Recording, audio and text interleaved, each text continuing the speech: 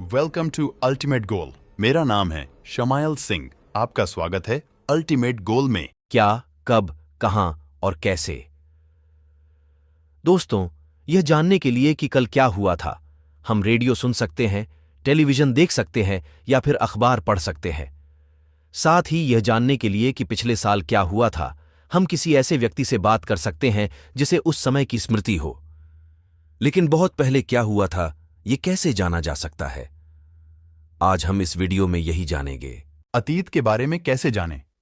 अतीत की जानकारी हम कई तरह से प्राप्त कर सकते हैं। इनमें से एक तरीका अतीत में लिखी गई पुस्तकों को ढूंढना और पढ़ना है। ये पुस्तकें हाथ से लिखी होने के कारण पांडुलिपि कही जाती हैं। अंग्रेजी में पांडुलिपि के लिए प्रयुक्त होने वाला मैन्यूस्क्रिप्ट शब्द लैटिन शब्द मेन्यू, जिसका अर्थ हाथ है। यह पांडुलिपि लगभग 1000 वर्ष पहले लिखी गई थी। किताब बनाने के लिए ताड़ के पत्तों को काटकर उनके अलग अलग हिस्सों को एक साथ बांध दिया जाता था। इतने वर्षों में इनमें से कई पांडुलिपियों को कीड़ों ने खा लिया तथा कुछ नष्ट कर दी गईं। फिर भी ऐसी कई पांडुलिपियां आज भी उपलब्ध हैं। प्रायः ये पांडुलिपियां मंदिरों और विहारों में प्राप्त होती हैं।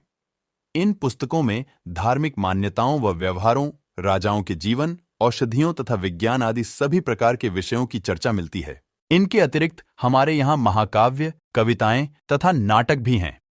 इनमें से कई संस्कृत में लिखे हुए मिलते हैं, जबकि अन्य प्राकृत और तमिल में हैं। प्राकृत भाषा का प्रयोग आम लोग करते थे। हम अभिलेखों का भी अध्ययन कर सकते हैं। ऐसे लेख पत्थर अथवा धातु जैसी अपेक्षाकृत कठोर सतहों पर उत्कीर्ण किए गए मिलते हैं। कभी-कभी शासक अथवा अन्य लोग अपने आदेशों को इस तरह उत्कीर्ण करवाते थे ताकि लोग उन्हें देख सकें, पढ़ सकें तथा उनका पालन कर सकें। कुछ अन्य प्रकार के अभिलेख भी मिलते हैं, जिनमें राजाओं तथा रानियों सहित अन्य स्त्री पुरुषों ने भी अपने कार्यों के विवरण उत्कीर्ण करवाए हैं। उदाहरण के लिए प्राय शासक लड़ाइयों में अर्जित विजयों का लेखा जोखा रखा करते थे। लगभग 2250 वर्ष पुराना एक अभिलेख वर्तमान अफगानिस्तान के कंधार से प्राप्त हुआ है। यह अभिलेख अशोक नामक शासक के आदेश पर उत्कीर्ण करवाया गया था। जब हम कुछ लिखते हैं तब हम किसी लिपि का प्रयोग करते हैं। लिपियां अक्षरों अथवा संकेतों से बनी होती हैं। जब हम कुछ बोलते अथवा पढ़ते हैं, हम एक भाषा का प्रयोग करते हैं। ये अभिलेख इस क्षेत्र में प्रयुक्त होने वाली यूनानी तथा अरामेक नामक दो भिन्न लिपियों तथा भाषाओं में है। इसके अतिरिक्त अन्य कई वस्तुएं अतीत में बनी और प्रयोग में लाई जाती थीं। ऐसी वस्तुओं का अध्ययन करने वाला व्यक्ति पुरातत्वविद कहलाता है। पुरातत्वविद पत्थर और ईंट से बनी इमारतों के अवशेषों, चित्रों तथा मूर्तियों का अध्ययन करते हैं। वे औजारों, हथियारों, बर्तनों तथा सिक्कों की प्राप्ति के लिए छानबीन तथा खुदाई भी करते हैं। इनमें से कुछ वस्तुएं पत्थर, पकी मिट्टी तथा कुछ धातु की बनी हो सकती हैं। ऐसे तत्व कठोर तथा जल्दी नष्ट न होने वाले होते हैं। पुरातत्वविद जानवरों, चिड़ियों तथा मछलियों की हड्डियां भी ढूंढते हैं। इससे उन्हें यह जानने में भी मदद मिलती है कि अतीत में लोग क्या खाते थे। वनस्पतियों के अवशेष बहुत मुश्किल से बच पाते हैं। यदि अन्न के दाने अथवा लकड़ी के टुकड़े जल जाते हैं तो वे जले हुए रूप में बचे रहते हैं। पांडुलिपियों, अभिलेखों तथा पुरातत्व से प्राप्त जानकारियों के लिए इतिहासकार प्रायः स्रोत शब्द का प्रयोग करते हैं। इतिहासकार उन्हें कहते हैं जो अतीत का अध्ययन करते हैं। स्रोत के प्राप्त होते ही अतीत के बारे में पढ़ना बहुत रोचक हो जाता है, क्योंकि इन स्रोतों की सहायता से हम धीरे धीरे अतीत का पुनर्निर्माण करते जाते हैं। अतः इतिहासकार तथा पुरातत्वविद उन जासूसों की तरह हैं जो इन सभी स्रोतों का प्रयोग सुराग के रूप में कर अतीत को जानने का प्रयास करते हैं। अब हमारे प्रश्न उठता है कि अतीत एक या अनेक?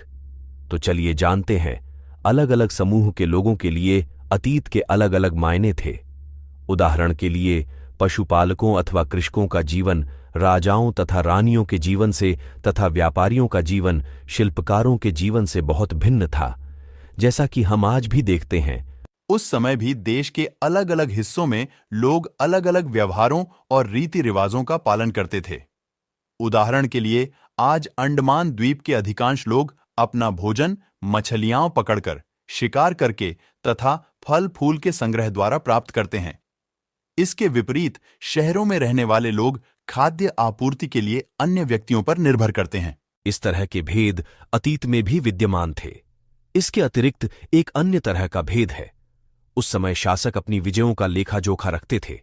यही कारण है कि हम उन शासकों तथा उनके द्वारा लड़ी जाने वाली लड़ाइयों के बारे में काफी कुछ जानते हैं। शिकारी, मछुआरे, संग्राहक, कृषक अथवा पशुपालक जैसे आम आदमी प्रायः अपने कार्यों का लेखा जोखा नहीं रखते थे। पुरातत्व की सहायता से हमें उनके जीवन को जानने में मदद मिलती है। हालांकि अभी भी इनके बारे में बहुत कुछ जानना शेष है। अगर कोई तुमसे तिथि के विषय में पूछे तो तुम शायद उस दिन की तारीख, माह, वर्ष जैसे कि 2000 या इसी तरह का कोई और वर्ष बताओगे। तो आज हम तिथियों के विषय में जानेंगे कि इनकी गणना कैसे की जाती है। वर्ष की यह गणना ईसाई धर्म प्रवर्तक ईसा मसीह के जन्म की तिथि से की जाती है। अतः 2000 वर्ष कहने का तात्पर्य ईसा मसीह के जन्म के 2000 वर्ष के बाद से है। ईसा मसीह के जन्म के पूर्व की सभी तिथियां ईसवी पूर्व, ईसा से पहले के रूप में जानी जाती हैं। अंग्रेजी में बीसी का तात्पर्य बिफोर क्राइस्ट होता है। कभी कभी तुम तिथियों से पहले एडी, हिंदी में ईसवी, लिखा देखोगे। यह एनो डोमिनी नामक 2 लैटिन शब्दों से बना है तथा इसका तात्पर्य ईसा मसीह के जन्म के वर्ष से है। कभी कभी एडी की जगह सी तथा बीसी की जगह बीसी का प्रयोग होता है। सी अक्षरों का प्रयोग कॉमन एरा तथा बीसीई का बिफोर कॉमन एरा के लिए होता है। हम इन शब्दों का प्रयोग इसलिए करते हैं क्योंकि विश्व के अधिकांश देशों में अब इस कैलेंडर का प्रयोग सामान्य हो गया। भारत में तिथियों के इस रूप का प्रयोग लगभग 200 वर्ष पूर्व आरंभ हुआ था।